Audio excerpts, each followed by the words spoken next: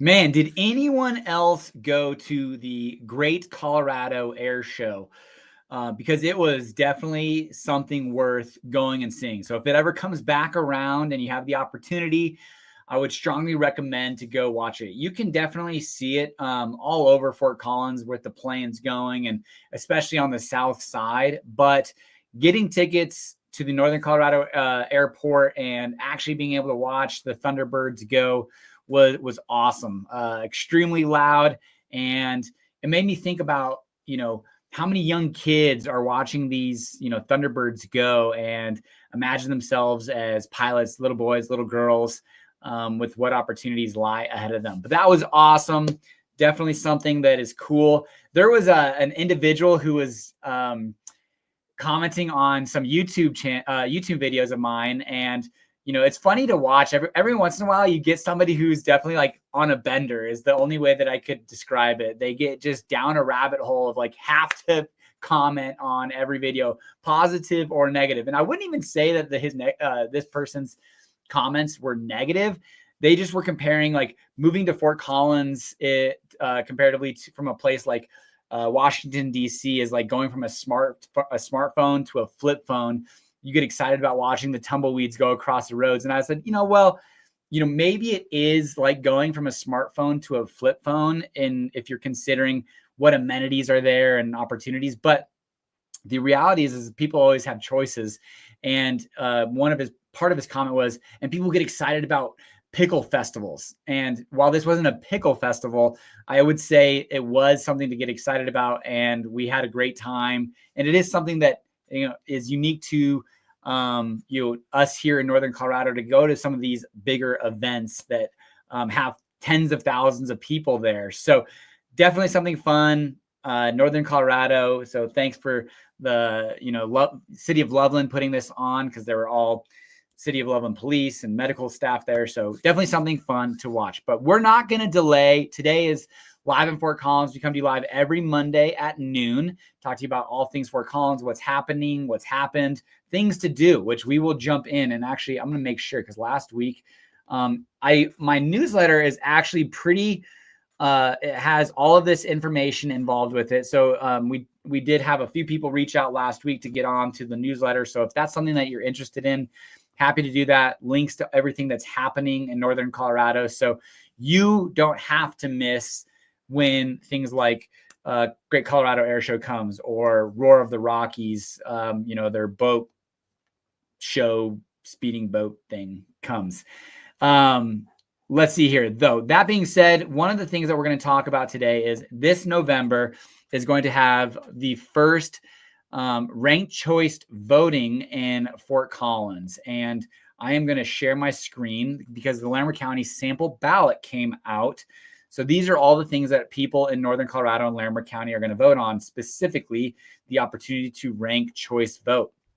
And it is going to come into play for our mayor. There's 7 candidates that are coming. And until one candidate gets 50% of the vote, the person with the least amount of votes gets removed, and their choices gets redistributed from there. So in addition, Council District 1 and 3 are also going to have ranked choice voting.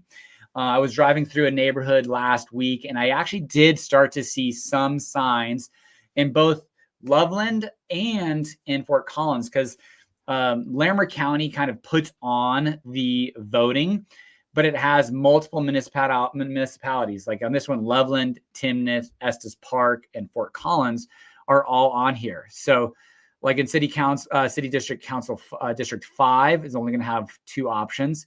But then in Loveland, you've got a couple people up for mayor, and not all four, but 4 wards are up for vote. And you got some Poudre School District seats that are up, St. Vrain School District seats that are up, Thompson School District. So these your ballot will only show what city council district you're in, as well as, what school district you're a part of. So you'll only get to vote. Not all of this is going to be on everyone's ballot, but the state statute Proposition LL will be on there, as well as MM for the state. Larimer County will have if you're in Timnath, Loveland, Wellington, you're a part of Larimer County, you will have the opportunity to vote for this. There's going to be 2 different taxes that are coming, one for roads and one for childcare. So those are going to be options for you. Estes Park, Thompson School District, City of Fort Collins. There's going to be a fair amount of charter questions, ballot issues 2A, 2B, a lot of charter issues. So a lot of these are just them cleaning up the charter. I'll be voting yes for all of these. They've spent a lot of time at City Council going through these and making sure that, the charter aligns with today's verbiage, understanding, things of that nature. So, and that is really it. Town of Timnath, Larimer County, Thunder Mountain Public Improvements. So this is the sample ballot.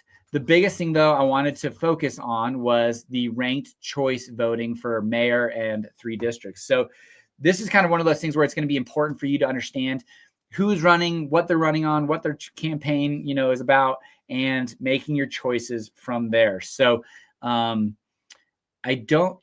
vote won't get thrown out by any means if you only vote for one candidate, but it will get thrown out if your first choice is the person with the least amount of votes. Then I do believe it will get thrown out. So it is important to fill out your first, second, third, fourth choice, etc.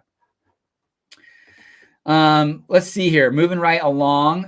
Shake Shack is set to open up in the Foothills Mall. Now, the Foothills Mall is this one. I was interested when I first read it because I didn't know exactly where on the Foothills Mall they were going to be opening up. But the shops along College Avenue are extremely successful. So much so that that's kind of what the pro forma is for, the McQuinney's looking at the greater mall area saying like, what can, be here? And they look at those shops on College Avenue and they are all, their incomes, their sales are absolutely killing it.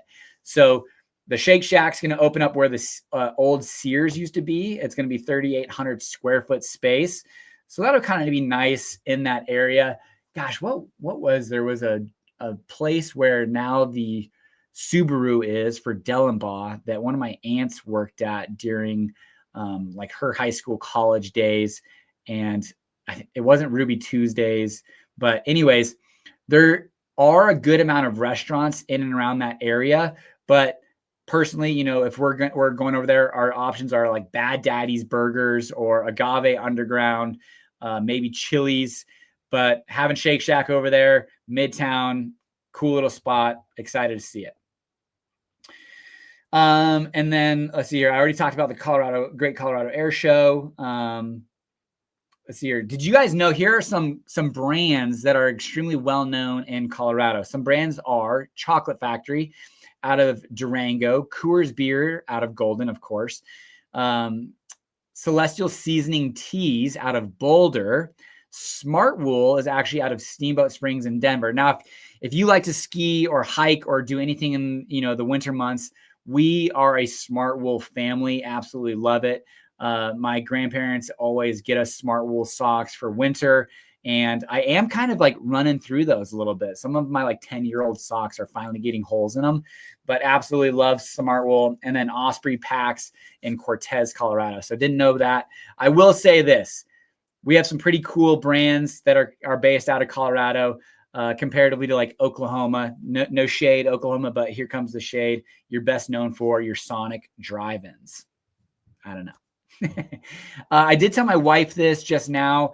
A rare but deadly mosquito-borne virus is found in Larimer County for the first time. It's called the St. Louis encephalitis virus. Now, here are some of the fever, nausea, and there do come sometimes with death and disability, which is scary because I actually have a family that has had a family member that was impacted by a mosquito bite, a lifelong disability. So definitely something to take seriously. In fact, there have been 180 West Nile cases this year statewide, including 9 deaths. My dad's friend, an attorney, was out of commission for like 3 weeks, and ended up being that he was in the hospital for 3 weeks. On top of that, another one of my friend's moms were pretty sick in the hospital as well with West Nile. And for, it's probably a decade or so ago, a friend of mine, old real estate agent friend, had West Nile, and it really impacted him on a lifelong type of deal. So be careful. I think there's the 4 Ds: dawn to dusk, DEET, and make sure that you're wearing good clothing, layers. So that all being said, just be aware, pay attention if you are having some of these symptoms. We're kind of at the tail end of mosquito season because we are going to have our first freeze here soon. So hopefully that kind of goes away with the weather, but we're on the tail end of fall or, warm weather where mosquitoes thrive, where pools, standing water, things of that nature. So just be aware. I thought this was pretty cool. Laurie State Park opens its first fully accessible trail in celebration of its 50th anniversary. Now, we actually had a potential client who's going to be visiting this October, and I gave them an idea of like a trail that they should hike. And she asked, can we bring our stroller? And I said, not really on this one. If you wanted to bring a stroller, I'd recommend Bobcat Ridge. That's a little bit flatter, very stroller friendly. But Horsetooth Falls, a little bit more incline trail, steps. A stroller would not be a great option for that. But this is a 1/4-mile loop. It was a $50,000 project, which came through donations and grants and park resources. But it opened on September 14th, and it's a 1/4-mile loop near the Homestead picnic area in Laurie State Park, fully accessible for wheelchairs, walkers, strollers. So if you're looking for a simple, very accessible hike, there you go. In-N-Out Burger finally bought a 1.6 acre parcel in Timnath Lera development. That thing is going to take shape. The Lera project, I think, in the next 2 to 3 years is going to look totally different than what it has over the last decade. We've got the Costco floor and decor. We've got a bank now there, Taco Bell, Freddy's French Fry or Freddy's Steakhouse, whatever that one is. There is a little bit of office park there, but it has got so much development, road infrastructure that has been laid.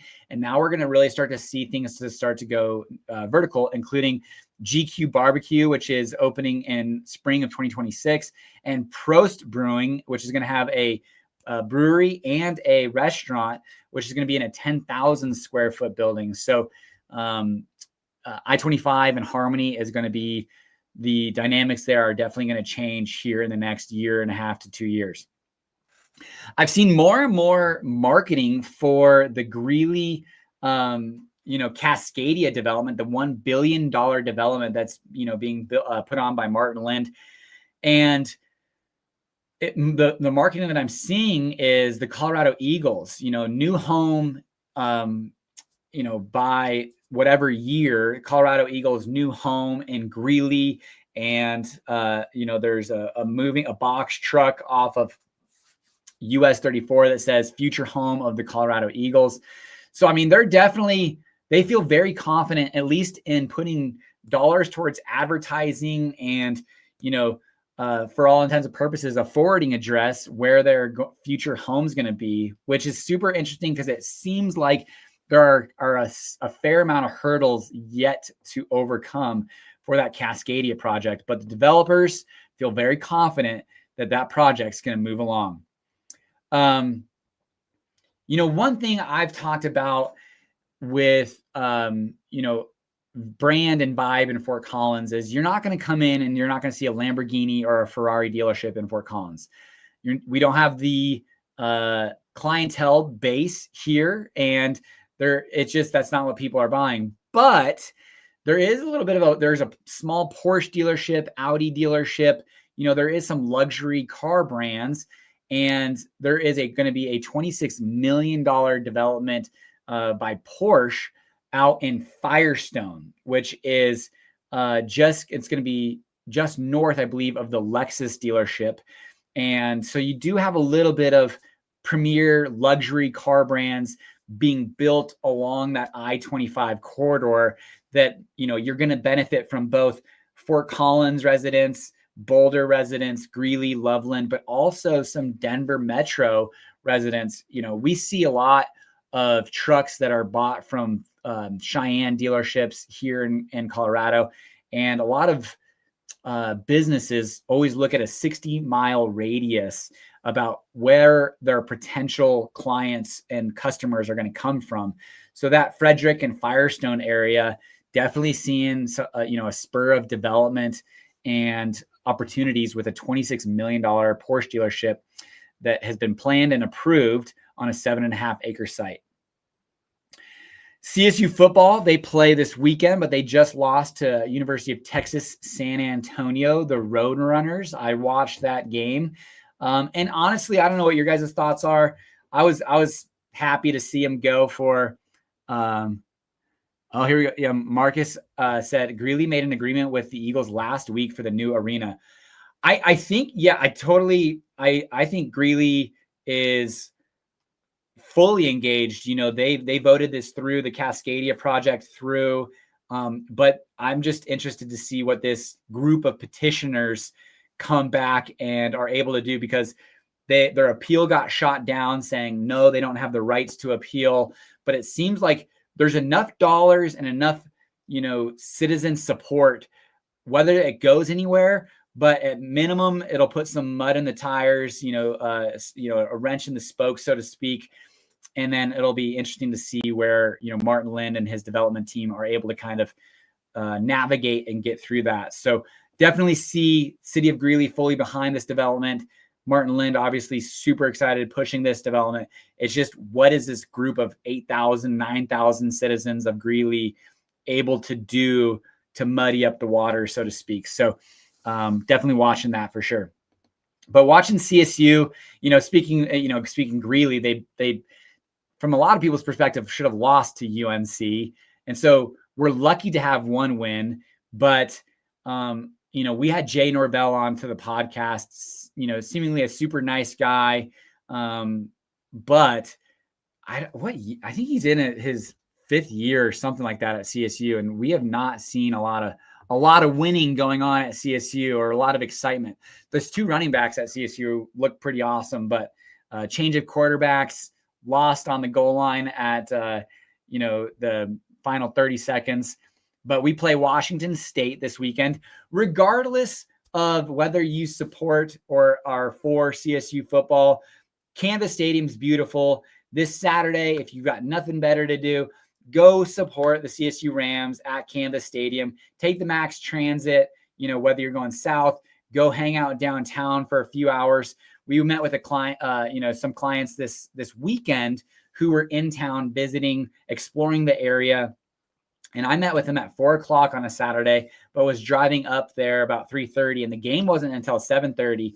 And I was actually pretty surprised to see that there were a lot of people already out tailgating, getting, excited about the game. And that was 4 hours in advance. So I was pretty proud of Fort Collins. But if you don't have much to do and you're looking for something to do this Saturday, CSU is playing Washington State at Canvas Stadium. Washington State is part of this new Pac-12. This is not a Pac-12 game, but next year it would be. So excited to see CSU play Washington State, and hopefully, we don't do too poorly. All right, jumping into city council. I think some people on the east side of town, specifically between Drake and Horsetooth, east of Timberline, are going to be excited. William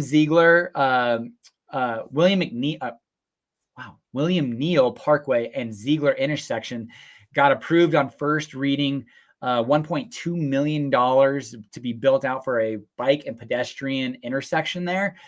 There's going to be a big development on Strauss Lake development is planned to go there. So they're at some point in the near future, there's going to be a fully, stoplight intersection there. But for the time being, there's going to be a pedestrian and bike intersection there, which is great, because I will say that is a little bit of a cheat code as far as driving goes, because there's no stoplights from Drake and Timberline all the way until I think it's the Front Range Village and Ziegler. So you can get around that really quickly. I think I've timed it one time from Fossil Lake Ranch all the way to downtown was 12 minutes. So, and we're talking far, far southeast to downtown Fort Collins. But there will be a bike and pedestrian intersection be built there sooner than later. The funding's been approved. Temporary cord draping. One of the things that is a challenge for electric vehicles, specifically in downtown Fort Collins, is some people don't have garages and they don't have, like, they have on-street parking. And so they're trying to figure out, how do we provide electric vehicle charging for these people? And there's going to be some temporary cord draping over sidewalks with specific parameters that you can do to charge your electric vehicle. PRPA, organic contract and supply contract, went through on first reading 7-0. This is a 50-year-long contract. The Platte River Power Authority is a 4-community agreement between Fort Collins, Loveland, Estes, and Longmont to share power. And there's a lot of different reasons, or not a lot of, but there's different reasons of why they're building these contracts out and extending them. They're trying to get carbon neutral by 2030, expiring the coal-fired rawhide by the end of 2029, and to go out and get funding for some of these, hundreds of $1 million build outs that they're needing to do to get better rated bonds. So there's a lot of different reasons, as well as information and flexibility of the PRPA to be able to be a part of I think it's like a western side of, the United States power grid, to be able to share power between places. So there's a lot of different reasons for that, but the PRPA is a big provider. It is the provider of our electric and utilities here in Fort Collins and Loveland, Estes, and Longmont. So happy to see that go. Halligan Water Supply Project is getting some kind of parameters put around it, suggesting that we can protect our water rights a little bit better along a 20-mile stretch? I think it is a 20-mile stretch along the Poudre River. But one thing that I thought was interesting, I didn't realize the build out size of the Halligan Reservoir. So right now, they're able to control or are able to house 6,400 acres at Halligan Reservoir. And once the Halligan Water Project goes through, it'll add an additional 8,200 acre feet specifically for the city of Fort Collins. So again, water is a scarce resource. We are putting a lot of resources towards that to secure now and into the future.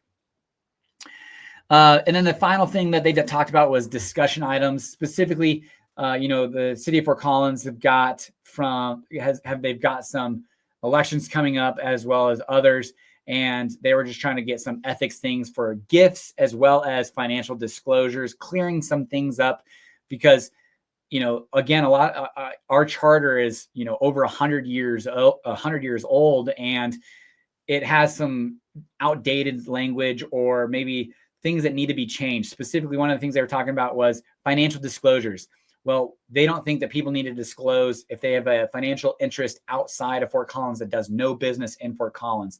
In fact, maybe that's a security or a safety thing for that staff member or council member to have those investments outside of Fort Collins, because, in the world we live in, right, wrong, or indifferent, well, definitely wrong, is there's some bad actors out there that might, target council members or anything along those lines. So, being able to keep some of those financial disclosures not a part of their requirements in Fort Collins is important for safety issues. And then the gift acceptance, it's funny, we talk about, the mayor candidate races that we were talking about earlier, and council districts. And then there's a group text message that I'm a part of where, there's, one thing I didn't put on the things to do this week is the in-town canvas games for like the city rivalries, like Fort Collins, Fossil, Poudre, Rocky Mountain, Timnath, Wellington, all are playing at Canvas Stadium this weekend. So go support them. I think it's this weekend. Timnath Wellington football. Let's see here.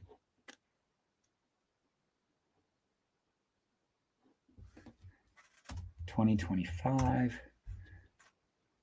Yeah, Friday, September 26th at 7:30 p.m., the Canvas Classic. So there's going to be the Canvas Classic this weekend. So go support high school football at Canvas Stadium. Super cool opportunity for those young kids to do that. But, you know, we've talked about mayor races, district races, and, you know, the gift acceptance that they can do, which is, I'm shocked that they didn't allow for more. You know, it was $25, but now they have to disclose anything, or they can't accept a gift worth more than $75. And they kind of went down this rabbit hole, and I get it. There's probably a lot of lining of pockets that could take place, but to clear some of these things up, the gifts that council members can now receive is up to $75. I think they do have to disclose those gifts. And then financial interests is $25,000 or more. If they have a financial investment or interest in Fort Collins or does business in Fort Collins, they need to disclose that for the city of Fort Collins. So you can go look at to see what all financial interests our council members have and what gifts they have received. Now, here are some things to do this weekend. We've got a handful of things that you can do. Like I just said, the Canvas Classics for Fort Collins area football teams this Friday. We've got the Rising Phoenix Festival and 5K. This is at Sylvandale Ranch. And there's beer garden, music, kids activities. That is September 27th, 9 a.m. to 2 p.m. Redfield Trail Jamboree.